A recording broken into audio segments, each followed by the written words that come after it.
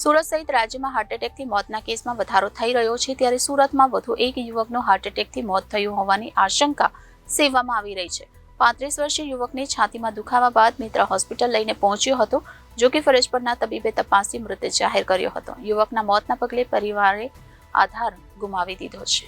મળતી માહિતી પ્રમાણે મૂળ ઉત્તર પ્રદેશ અને સુરતના પર્વતગામ વિસ્તારમાં આવેલ સંતોષનગરમાં 35 વર્ષીય જીતેન્દ્ર કુમાર ગૌતમ રહેતા હતા. પરિવારમાં પત્ની, એક દીકરો અને એક દીકરી છે, જે વતનમાં રહે છે, જ્યારે જીતેન્દ્ર સુરતમાં 8 મહિના પહેલા રોજગારીની શોધમાં આવ્યો અને મિત્ર સાથે રહેતો હતો. હાલ સિલાઈ મશીન ચલાવવાનું કામ કરી પરિવારનું ગુજરાન ચલાવતો હતો. ગતરોજ જીતેન્દ્ર ઘરે હાજર હતો, દરમિયાન અચાનક તેને છાતીમાં દુખાવો થવા લાગ્યો, જેથી સાથી મિત્ર દવા લઈ આવ્યા હતા.